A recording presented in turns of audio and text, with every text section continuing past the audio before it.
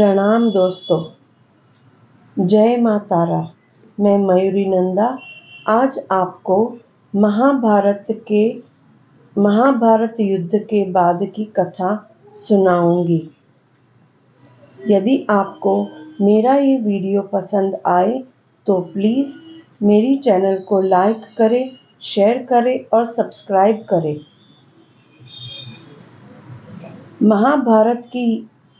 महाभारत युद्ध की समाप्ति के बाद जब धृतराष्ट्र ने अपने सभी 100 पुत्रों को खो दिया तो उनका हृदय अत्यंत दुखी था। उन्होंने भगवान श्री कृष्ण से प्रश्न किया, हे केशव, मैंने इस जन्म में कभी किसी का बुरा नहीं किया। मैं जन्मांध हूँ और सदैव धर्म की मर्यादा में रहा। फिर मुझे इतना कष्ट क्यों मिला कि मेरे कुल में दीपक जलाने वाला भी कोई नहीं बचा। तब श्री कृष्ण ने उन्हें अपनी दिव्य दृष्टि से 50 जन्म पीछे देखने को कहा। पिछला जन्म, राजा और हंस के अंडे। उस जन्म में धृतराष्ट्र एक प्रतापी राजा थे। उनके राज्य में एक ब्राह्मण रहता था जो अपनी तीर्थ यात्रा पर जाने से पहले अपने प्रिय हंस और हंसिनी के जोड़े को राजा की देखरेख में छोड़ गया। कुछ समय बाद हंसिनी ने 100 अत्यंत सुंदर अंडे दिए। राजा उन अंडों की सुंदरता पर मोहित हो गया, लेकिन उसके भीतर का लालच जाग उठा। उसने एक एक करके उन 100 अंडों को खा लिया, अर्थात नष्ट कर दिया। क्रूरता और पक्षियों का विलाप। जब उन अंडों से बच्चे नहीं निकले तो हंस का जोड़ा वियोग में तड़पने लगा।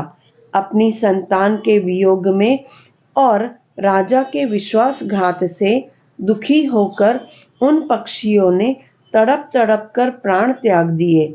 मरते समय उनकी आंखों से जो पीड़ा निकली वही धृतराष्ट्र के अगले जन्मों का आधार बनी।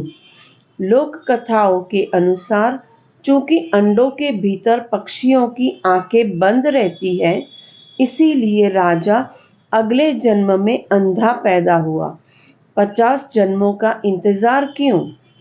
धृतराष्ट्र ने पूछा, प्रभु, यदि अपराध 50 जन्म पहले हुआ था तो दंड आज क्यों मिला? श्री कृष्ण ने समझाया, राजन, 100 पुत्रों की मृत्यु का शोक सहने के लिए आपके पास उतना पुण्य भी होना चाहिए।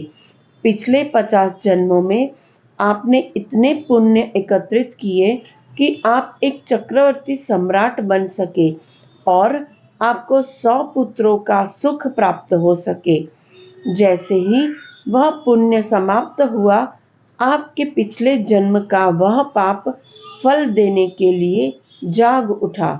यह कहानी हमें 3 स्पष्ट बातें सिखाती है। अदृश्य न्याय। हम जो बोते हैं वही काटते हैं।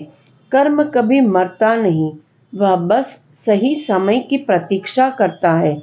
विश्वासघात का फल ब्राह्मण और उन बेजुबान पक्षियों के विश्वास को तोड़ना ही धृतराष्ट्र के पतन का कारण बना।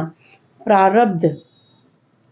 वर्तमान की परिस्थितियां अक्सर हमारे उन कार्यों का परिणाम होती है जो हमें याद भी नहीं।